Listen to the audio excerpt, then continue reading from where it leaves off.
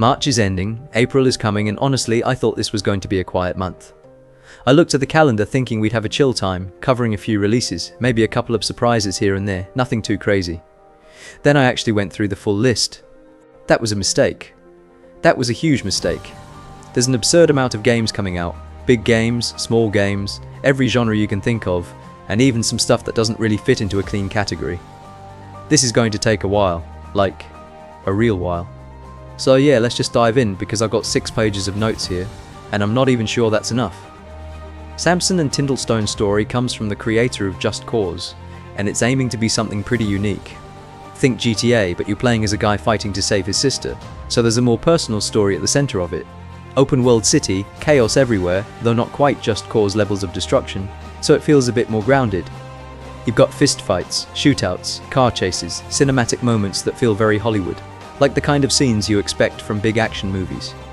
And your choices actually affect how the story plays out, which could add a lot of replay value if done right. The potential is there, big ambitions. Now we just need to see if they can actually pull it off, because games like this either hit really hard or fall apart. Replaced has been delayed so many times, I'm almost afraid to mention it. But apparently, this is finally the real release, like, for real this time. It's a 5D action platformer, set in a dystopian cyberpunk version of the 1980s, which is already a really cool mix. Pixel art that looks genuinely incredible, like some of the best I've seen in a while. Combat that's supposed to be really choreographed and smooth, almost cinematic in how it flows. Platform sections mixed with fighting, so it's not just one thing over and over. The trailers have looked great, consistently great, but development has been rough, and that's always a bit worrying. Hopefully all that extra time went into actually making the game they wanted to make, instead of just struggling to keep things together. Mouse PI for hire is everything I want from a boomer shooter. First-person shooting like classic Doom. Fast, aggressive, very old school, but with this incredible art style based on 1930s cartoons, mixed with a noir detective aesthetic. You're a private investigator, fighting criminal gangs, which already sounds like a fun setup. Visually, it's stunning right away, like it grabs your attention instantly. But the gameplay also looks solid, and that's the important part. Variety of weapons, good enemy design, well-designed levels, everything you want from this kind of game. If this delivers on what it's showing, it could be a real gem in the genre, maybe even one of those sleeper hits. Cthulhu.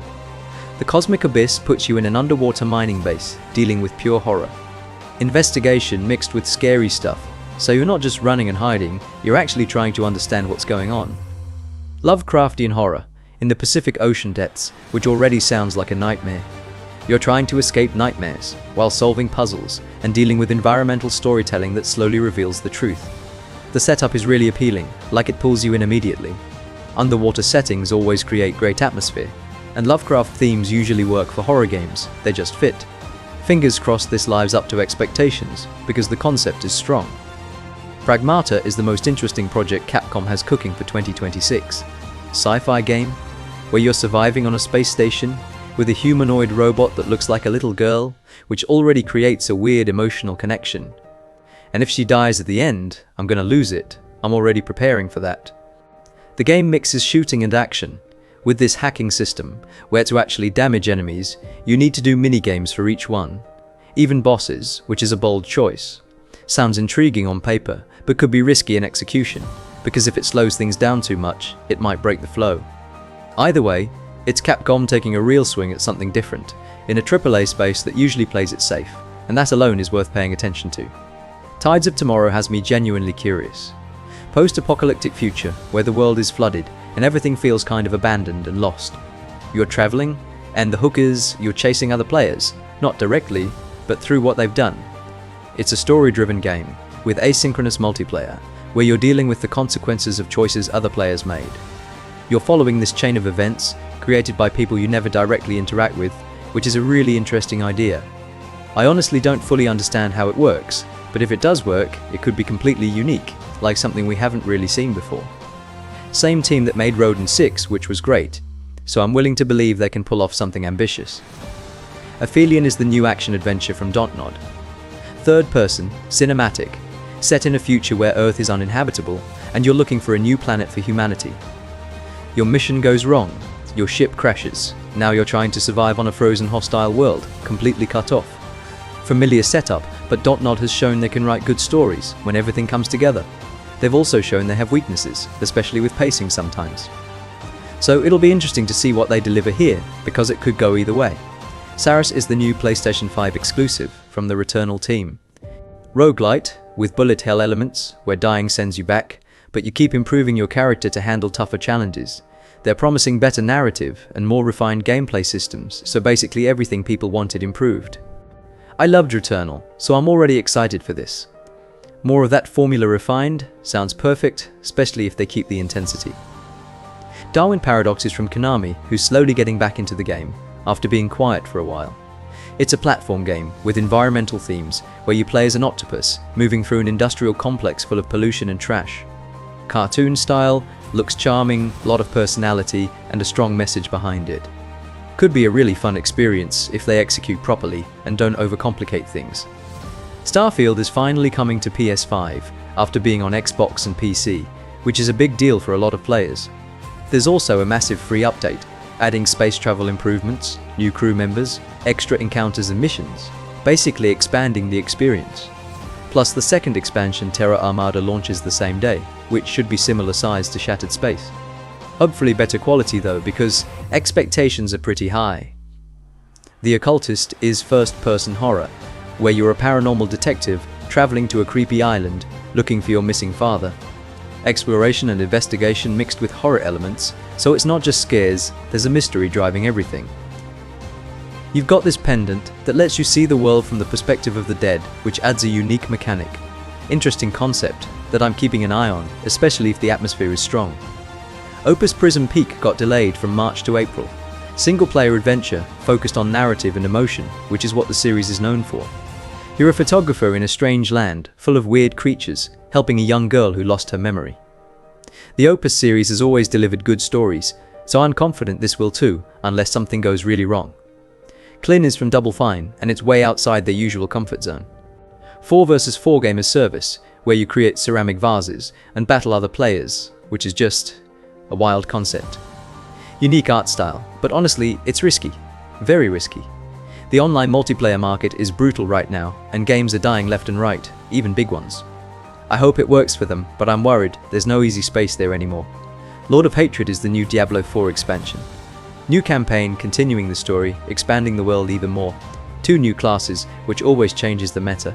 The Skovos region to explore, with new environments and enemies.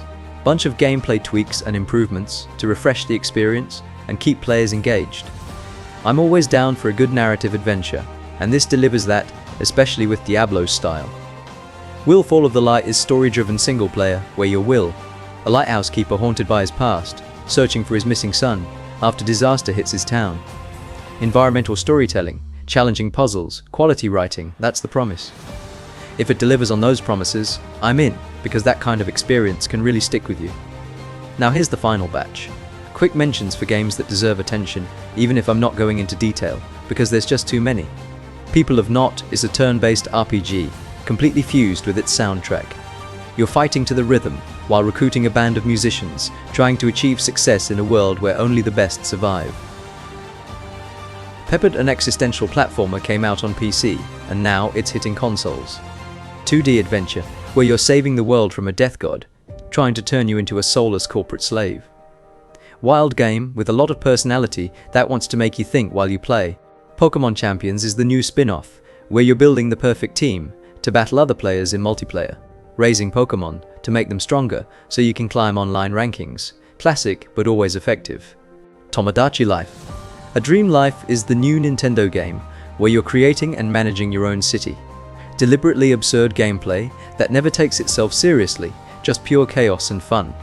Vampire Crawlers is the new game from the Vampire Survivors creator. Turn-based card battler with roguelite elements. Exploring dungeons, fighting enemies, finding resources to improve your situation. More chaos from the guy who knows how to deliver chaos, just in a different form. Master of Albion is Peter Molyneux's new god game. Build your world during the day, defend against dangers at night. Rich gameplay systems that promise a lot of depth and hopefully actually deliver. Outbound is a cozy game where you're exploring the world in a fully customizable camper van. Living your life solo or with 3 friends while building your dream home on wheels, Very chill vibe. Project Vesperi is a narrative sci-fi adventure where you're investigating a potential life signal from Venus.